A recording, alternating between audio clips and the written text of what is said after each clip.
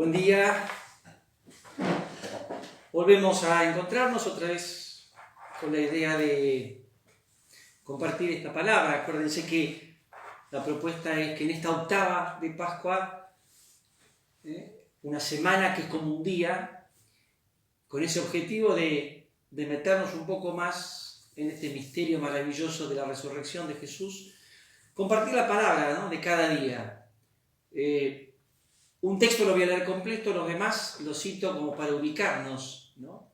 Siempre la idea es leer el Evangelio de manera completa, pero cada uno de los textos nos aporta algo. El texto que leemos es el del Evangelio de hoy de Juan. Es el capítulo 20, capítulo que habla de la resurrección. Es del 11 al 18, es la aparición a María Magdalena. Es un texto muy rico. Tiene una plástica, tiene una capacidad de imagen, de expresar tanto los sentimientos como también un mensaje muy rico en teología, ¿no?, que tiene que ver con el crecimiento de la fe. Dice así Juan: María se había quedado afuera llorando junto al sepulcro. Mientras lloraba, se asomó al sepulcro y vio a dos ángeles vestidos de blanco, sentados uno a la cabecera y otro a los pies del lugar donde había sido puesto el cuerpo de Jesús. Ellos le dijeron: Mujer, ¿por qué lloras? María respondió: Porque se han llevado a mi Señor y no sé dónde lo han puesto. Al decir esto se dio vuelta y vio a Jesús, que estaba allí, pero no lo reconoció. Jesús le preguntó: Mujer, ¿por qué lloras? ¿A quién buscas?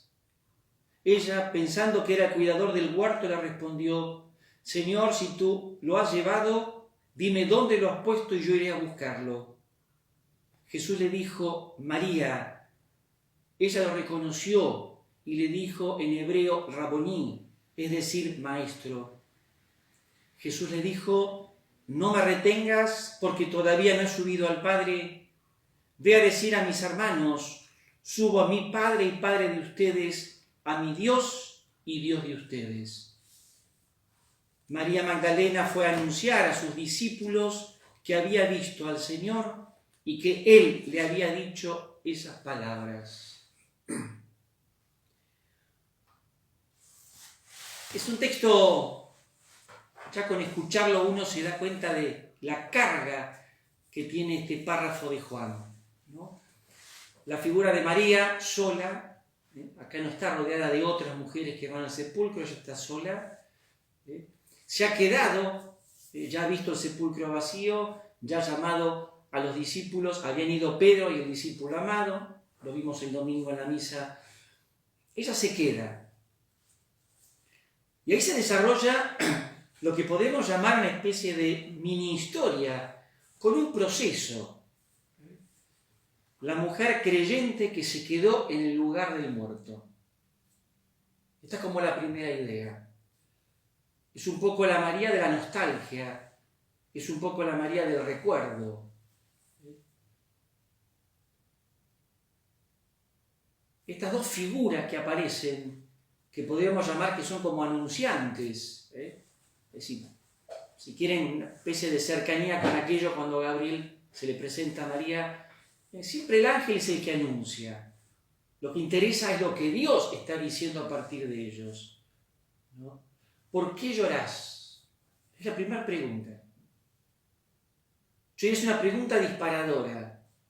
Porque se han llevado a mi Señor. Es la confesión de fe.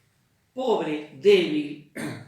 Es más, se queda todavía en el sepulcro. Es una fe evidentemente imperfecta, de una mujer seducida por Jesús, por su persona, por sus gestos, por su palabra, pero que no tuvo la capacidad de dejar que aquella palabra que el Maestro fuera diciendo le fuera cambiando el pensamiento.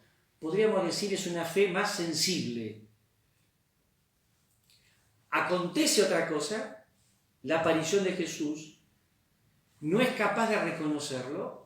Y acá las preguntas cambian, mejor dicho, una es la misma, la otra es nueva. ¿Por qué llorás? ¿A quién buscas?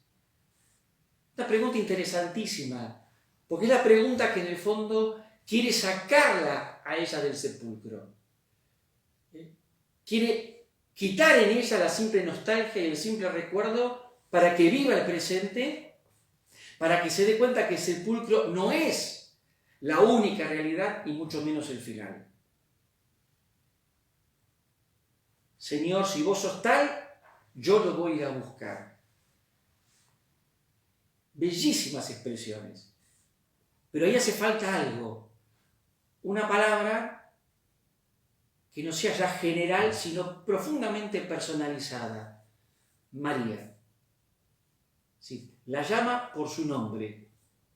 Es una palabra dirigida a ella. Es una palabra provocadora de una reacción. Es como si dijésemos, la está sacando de ese lugar donde se había empantanado y quedado para que salga, para que vaya hacia otro horizonte. Yo hasta diría, es la voz reconocida por María Magdalena.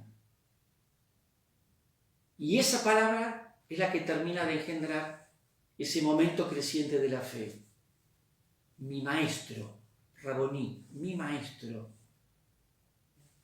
Interesante, cuando Jesús lava los pies, ustedes me llaman maestro y señor, y lo soy. En este texto es como que vuelve a aparecer las dos palabras, señor y maestro. Ese es el encuentro. Ese encuentro provoca que María rompa simplemente con una historia, no porque la destruya, no porque la elimine, sino porque la supera. Es más, la tiene que releer. Ella se había quedado en el sepulcro. Jesús la saca del sepulcro y le muestra otro tipo de horizonte, otro camino. Por eso inmediatamente el envío. Fíjense cómo Juan, con sus posibilidades, con su lenguaje, lo que está mostrando es esto. El Cristo resucitado implica para la comunidad de los discípulos no quedarse en el Cristo que muere, sino abrirse a ese Cristo vivo, que va a dar una palabra original y que va a dar una misión particular. Y esto creo que ya nos plantea como una especie de llamada, desafío, ¿no? Ayer decíamos si la fe está centrada en Jesús, y ahora le podemos agregar, si nuestra fe realmente está impregnada e iluminada de la palabra de Jesús, que no solamente le da sentido a lo que vivimos, sino que quiere crear una historia nueva. Porque de hecho la Pascua engendra lo nuevo. Y esto es difícil plantearlo hoy, ¿no? Estamos encerrados, con muchas dificultades, con muchos problemas, con muchos miedos, con muchas angustias, con mucha muerte, con mucha enfermedad. Y sin embargo, seguimos hablando de lo nuevo. En María Magdalena lo nuevo se manifestó en ese deseo de abrazarlo a Jesús, aunque Jesús no se lo permite, y en el envío. La Pascua no se frena quedándose solamente en el encuentro personal con Él. La Pascua va a engendrar lo nuevo, aquello del Apocalipsis. Yo hago nuevas todas las cosas. Y esto nos da pie para el libro de los Hechos. El texto que leeríamos hoy, les propongo leerlo, del capítulo 2, está inmediatamente después del discurso extenso que hace Pedro. ¿Y qué acontece? Que mucha gente se pregunta, ¿qué tenemos que hacer? ¡Qué maravilla! ¿Qué tenemos que hacer? En el fondo, Lucas en Hechos lo que está mostrando que lo que Pedro está diciendo es como si fuese palabra. Esa palabra provoca en la gente que estaba ahí, una cantidad importante, una reacción. ¿Qué tenemos que hacer? ¿Cuál va a ser nuestra respuesta a esa palabra nueva? Pedro lo que va a plantear tiene que ver con esto de la conversión, tiene que ver con esto del bautismo, tiene que ver con los gestos concretos, donde se empieza a producir esa vida y donde se empieza a manifestar esa vida. Siempre hay un don de Dios y siempre tiene que haber una respuesta del hombre. Mucha gente a partir de ahí se convirtió. Mucha gente se sumó a la comunidad. Y esto también es desafío nuestro. ¿Qué tenemos que hacer en esta Pascua? ¿Pasó distinta porque externamente la hicimos diferente? ¿O distinta porque esa presencia liberadora de Jesús, transformadora de Jesús, empieza a calar más profundo? Si no se da esta experiencia honda con el Señor, no hay vida. Podemos hacer un montón de actividades, pero solo Jesús le da a esa actividad un sentido original. Yo se lo decía citando a San Pablo en 1 Corintios 13. Puedo hacer muchas cosas, saber muchas cosas, pero sin caridad, sin la capacidad de estar orientado totalmente hacia Dios y hacia el prójimo, esa actividad se cae. Acá estaba surgiendo una comunidad nueva, no ideologizada, no institucionalizada, no encerrada. Una comunidad animada por el Espíritu, que es fruto de la Pascua, y una comunidad orientada totalmente al bien de los otros. La figura de Magdalena, María Magdalena, nos invita a repensar nuestro encuentro. La escena de los hechos nos desafía a esta doble tarea. ¿Qué tenemos que hacer? Nosotros, receptores de esta palabra. ¿Qué cambiar? ¿Qué modificar? No es rezar un poquito más. No es mirar una misita más. Es un cambio de cabeza y de vida. Y esto nos va a hacer creíbles. Esto nos va a hacer creíbles.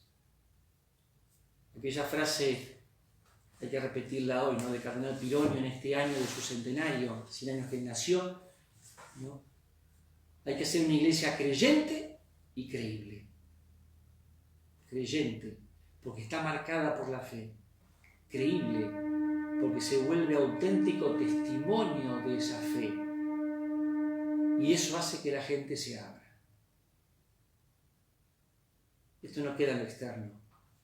Esto reclama realmente una transformación. Los invito a que en el día, en el tiempo que sea, relean los textos. En internet los pueden inclusive buscar. Es del Evangelio de Juan, capítulo 20. La aparición de María Magdalena es de Hechos de los Apóstoles, capítulo 2, después, inmediatamente, del discurso de Pedro. Tomémosla como la palabra de Jesús que sale a nuestro encuentro y nos está proponiendo algo nuevo. Que la Pascua se haga vida. Hasta mañana.